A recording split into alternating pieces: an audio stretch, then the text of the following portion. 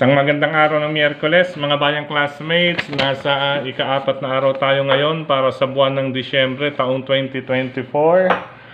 Hello sa inyong lahat. At hari naway mga nasa mabubuti kayong kalagayan at kalusugan sa mga sandaling ito para sa ating gagawing paglilibang sa mga pakarerang na ihanda at nabuo sa atin ng MMTCI at Philippine Racing Commission Handicappers na magsisimula sa ganap na alas 5 ng hapon. Eksaktong 7 karera po ang nabuo nila sa atin para ating paglibangan. Base sa lineup ay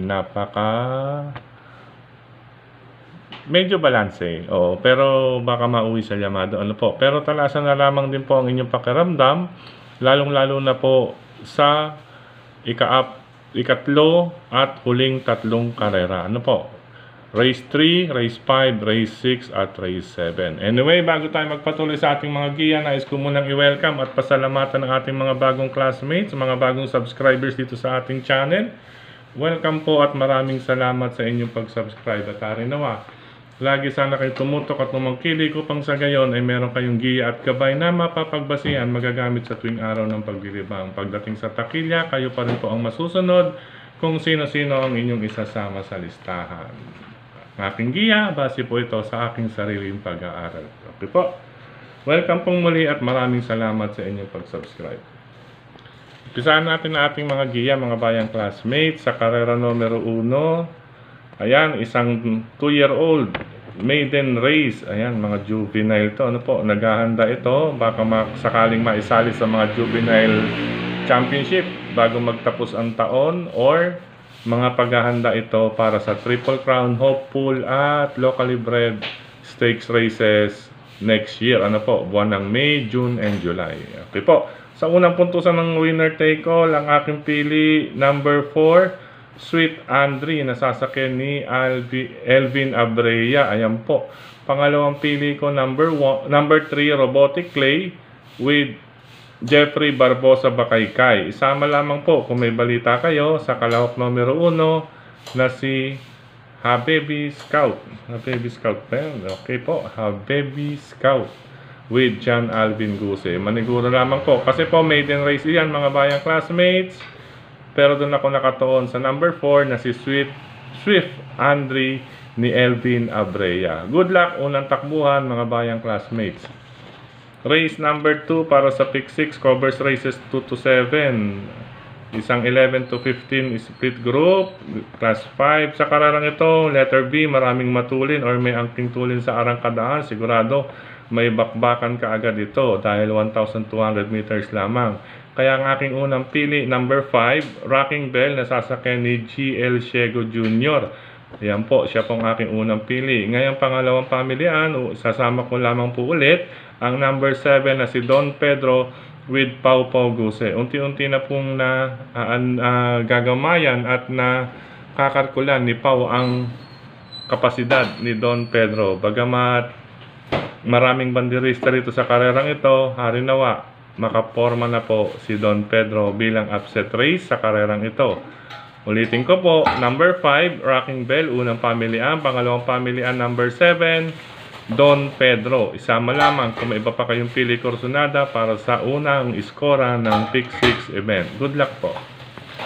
Karera numero 3 para sa Pick 5 covers races 3 to 7, mga bayang classmates. Yan, lamang ko sa lamang pamilian, number 5, Calendar Girl ni Boji and Son. Ayan po pwede pong singlein natin yan, mga bayang classmates. Number 5, Calendar Girl with Boji and Son. Kung nais magdagdag, nais magdiado or proteksyon, nariyan po ang isa sa may angking tulin din, number 3, Natural Beauty ni Jan Saje de Ocampo, at ang deremating number 8, Watch Bell, nasasakyan ni Jonathan Vasco Hernandez. Yan, may kalakasan po ang naging laban ni Watch Bell nakaraan, mga bayang classmates. If in case dito makasalikwat siya ng score na panalo. Okay po, ulitin ko. Karera numero 3, iwalay na listahan. Pwedeng solohin. Number 5, Calendar Girl. Kung nais magdagdag, 5, Calendar Girl. Number 3, Natural Beauty. At number 8, Watch Bell sa kabilang listahan. Good luck, ikatlong takbuhan, mga bayang classmates. Race number 4 para sa Pick 4 covers races 4 to 7. Sa karerang ito, kayang-kaya nang maka-score ng panalo ng kalahok numero 2 na si Doña Chichay, nasasakyan ni Lester Fontanilla de Jesus na pagmamayari ni Ginoong JC de los Reyes at ni Ma'am Chay. Ano po, nawa, ito na po ang tamang pagkakataon ni Doña Chichay. Okay po, solo po ako dyan, race number 4, number 2. Good luck mga bayang classmates. Race number 5 para sa huling DD1 event. Ito sa karerang ito mga bayang classmates, medyo nakakaamoy na or sa harinawa din. Matuloy na sa isang panalo ang isang kalahok na ito, number 2 na si Sound of Silence na nasa kamay pa rin po ni Ryan Onyok Garcia. Ngayon, kung mabibigyan siya ng laban sa harapan, yan po, dahil maraming B, banderista or may angking tulin. Ang darating po bilang protection ko, number 5, Douglas Spear na sasakyan naman ni Noel Catarina Lunar. 2, Sound of Silence. 5, Douglas Spear. Good luck mga bayang classmates sa ikalimang takbuhan. Magdagdag lang kung may nais pang idagdag. Okay po, good luck po. Race number 6, ito may kaguluhan sa akin itong karerang ito, ano po, upang makatawid sa last and final race or huling iskoran para sa gabing ito.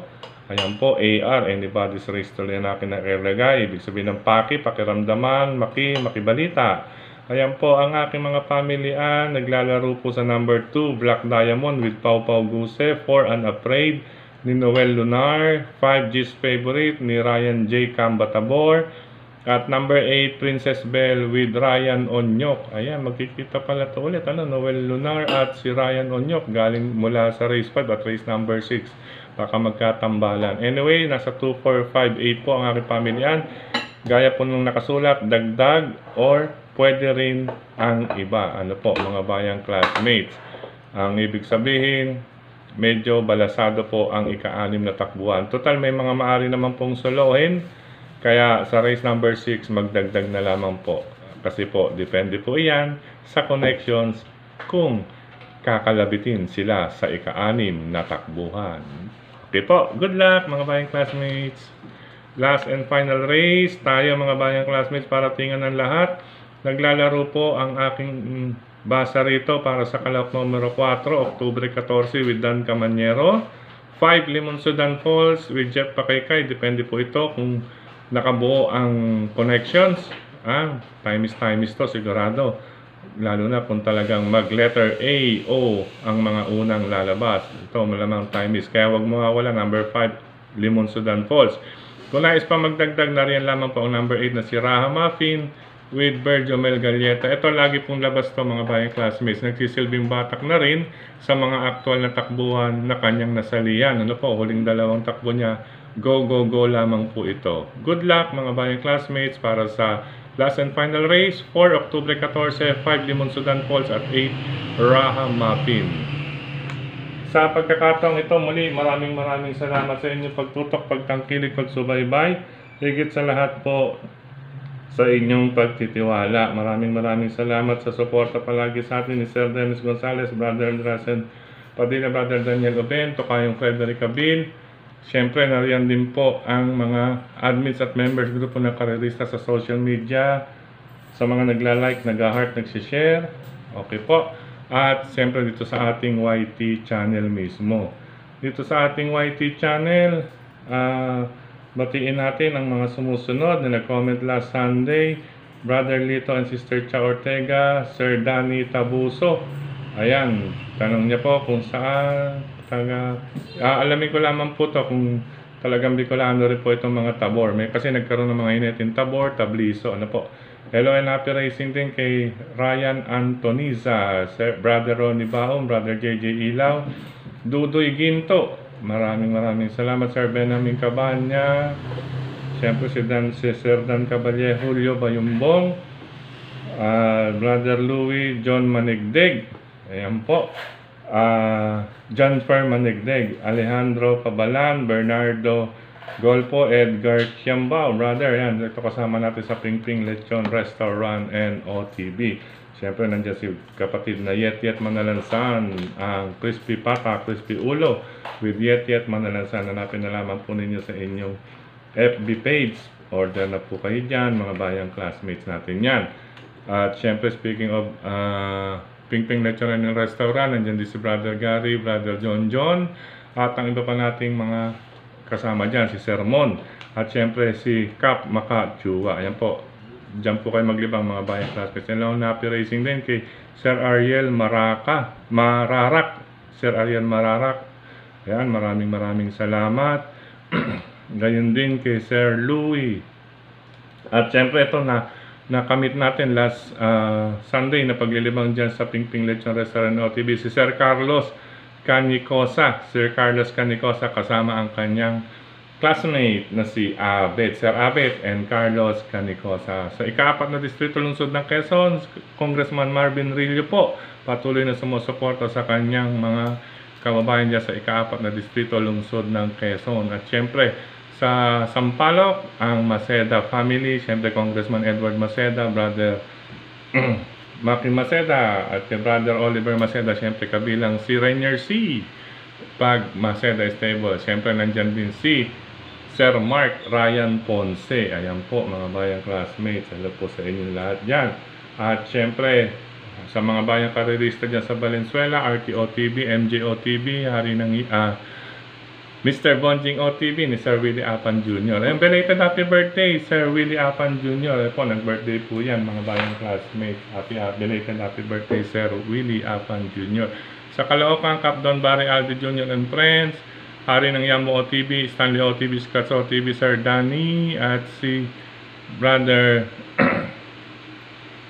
natin dyan sa Scratch OTB, syempre dyan sa Banal OTB, sa Laloma, Caferetira OTB, Tatsuki OTB, Bayani OTB, Barkadahan OTB, Cresta OTB, Kambingan OTB, Yoko Lady OTB, dating Yoko OTB dyan sa kanto ng Cabarines, Rizal Avenue, kay Brother Bobby Bertol, at syempre si Kagawad na rin sa kanyang kapatid.